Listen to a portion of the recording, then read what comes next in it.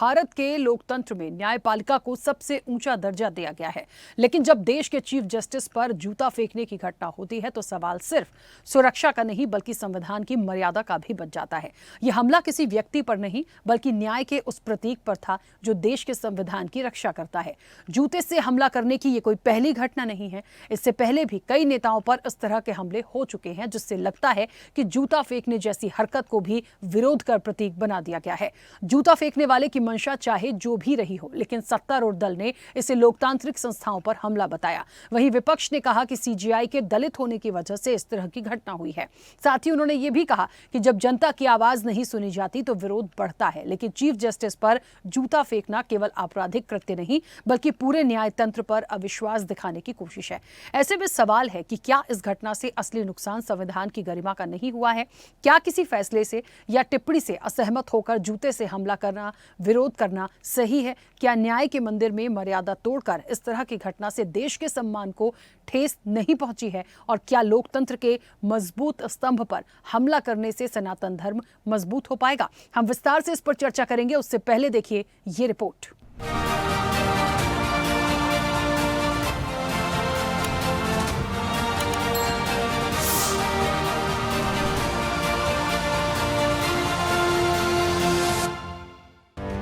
कुछ सालों से कोर्ट में जजों के प्रति असम्मान और आक्रामकता के कई मामले सामने आए हैं। छोटे छोटे जिलों में जजों पर हमले, गाली गलौज और धमकी देने की घटनाओं ने लोकतंत्र के मजबूत स्तंभ न्यायपालिका की सुरक्षा को लेकर गंभीर सवाल खड़े किए हैं।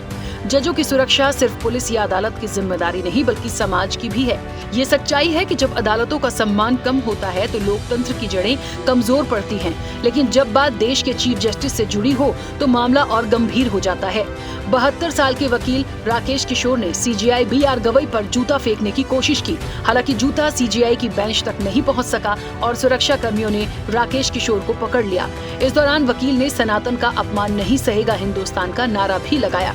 हालांकि घटना के बाद सीजेआई ने वकीलों से अपनी दलीलें जारी रखने को कहा। उन्होंने कहा कि इस सबसे परेशान न हो, मैं भी परेशान नहीं हूँ, इन चीजों से मुझे फर्क नहीं पड़ता। लोकतंत्र के चौथे स्तंभ पर हुए इस हमले की सभी सियासी दलों ने निंदा की है। पीएम मोदी ने कहा कि सीजेआई पर हमला निंदनीय है। उन पर हुए हमले से हर भारतीय गुस्से में है। पीएम ने कहा कि हमारे समाज में ऐसी घटनाओं के लिए कोई जगह नहीं है। कांग्रेस ने इस घटना को लोकतंत्र का नया और खतरनाक स्तर बताया और कहा कि ये समाज में बढ़ती नफरत और कट्टरता की निशानी है। हालांकि कांग्रेस नेता सोनिया गांधी ने कहा कि ये हमला सीजेआई पर नहीं बल्कि देश के संविधान पर भी हमला है। उन्होंने कहा कि भारत के इस हमले की निंदा करने के लिए शब्द पर्याप्त नहीं है।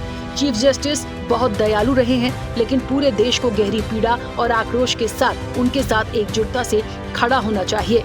कांग्रेस सांसद प्रियंका गांधी ने कहा कि माननीय सुप्रीम कोर्ट के मुख्य न्यायाधीश पर हमले की कोशिश अत्यंत शर्मनाक, दुर्भाग्यपूर्ण और चिंताजनक है।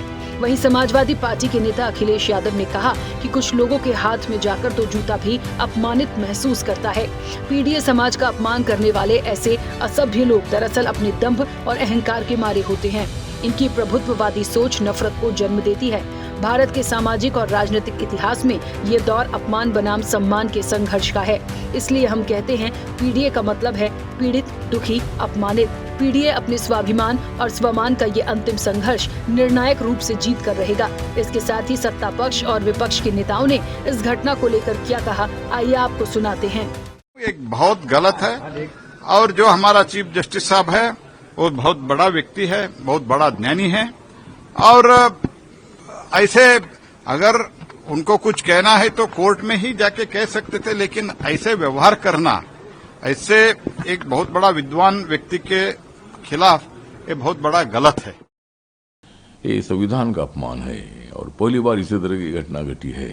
लेकिन जिस तरह चीफ जस्टिस के कमरे में जाकर इसी तरह का जूता फेंकना बहुत बड़ा गलत है। हम इसका धिक्कार करते हैं, निषेध करते हैं और जिस वकील ने मतलब इस तरह जूता फेंका है उनके ऊपर एट्रोसिटी एक्ट का गुना लगाना चाहिए और उनके ऊपर फौरन कार्रवाई होनी चाहिए। देखिए, कोई सनक कहाँ क्या बोलता है उसमें हमें ज्यादा ध्यान देना जरूरी नहीं। बीजेपी पार्टी की तरफ से और कड़ी निंदा होना चाहिए, मैं जरूर चाहता हूं। और इस तरह की बात अगर कही जाए तो हमारे भीमराव बाबा साहेब आम्बेडकर, उन्होंने भी बुद्धिस्ट धर्म अपनाए थे, तो उनको भी ये लोग मान्यता नहीं देना चाहते, यही तो साबित होते हैं। तो मुझे लगता है इस विषय पे बीजेपी पार्टी को खुद और विस्तार से इनको और कड़ी तरीके से इनको निंदा करना चाहिए। ये जो घटना हुई है ये न्यायपालिका का अपमान नहीं है, केवल देश की करोड़ों करोड़ों और खास तौर से दलित और उपेक्षित लोगों का अपमान है। जूता जो है ये हमारे मुख्य न्यायाधीश भूषण गवई साहब के ऊपर नहीं फेंका है या फेंकने की कोशिश की है। ये जूता हमारे संविधान के ऊपर फेंकने की कोशिश की है, हमारे संविधान के ऊपर। और सत्ता पे वही लोग हैं जो संविधान को मानने को तैयार नहीं, और ये उनके ही चेले चपाटे हैं जो इस प्रकार से काम करते हैं। ये बात जरूर है कि मोदी जी की जो नफरत की राजनीति है वो आज इस तरीके से लोगों के दिल और दिमाग में सिंक कर रही है। ये संकीर्ण मानसिकता का विस्तार है जो मोदी के राज में हुआ है। आरएसएस के कार्यक्रम में चीफ जस्टिस की मां ने जाने से मना कर दिया, तो आप इस तरह से बदला लेंगे? आप ये काम करेंगे?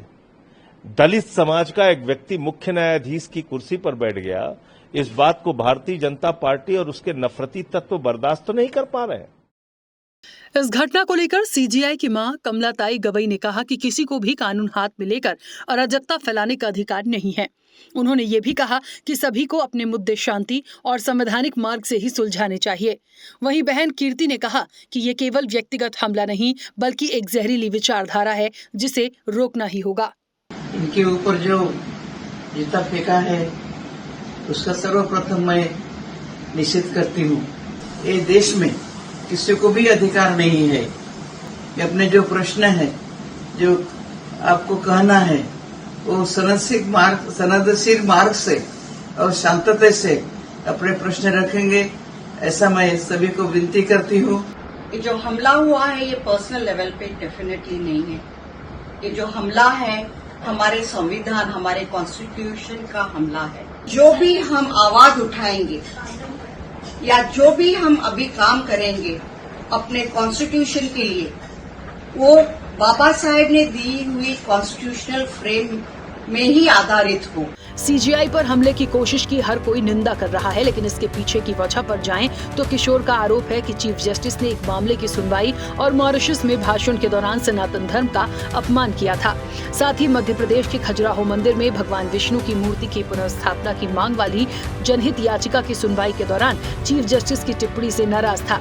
जस्टिस गवई ने टिप्पणी की थी कि जाओ और स्वयं भगवान से कुछ करने के लिए कहो।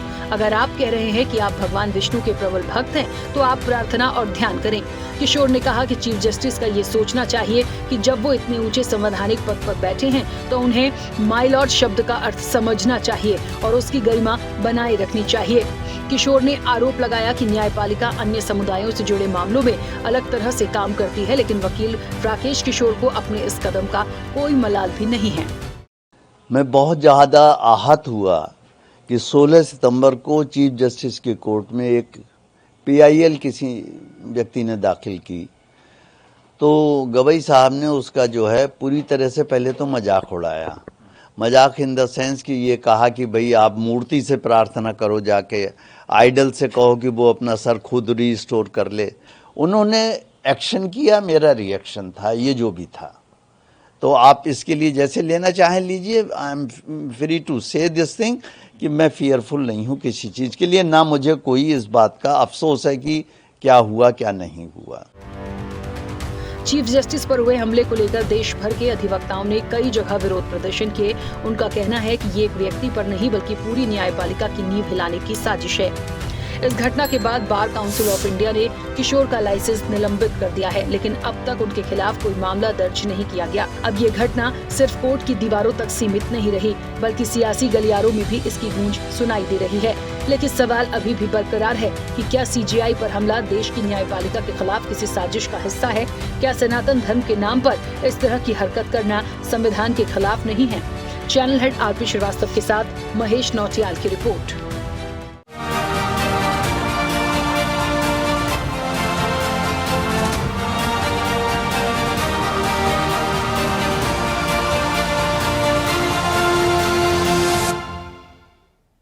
ऐसे ही वीडियोस के लिए लाइक करें, शेयर करें, फॉलो करें। YouTube पर जाकर सब्सक्राइब कर बेल आइकन दबाना ना भूलें और ताजा अपडेट्स के लिए swedeshlive.com पर जरूर जाएं।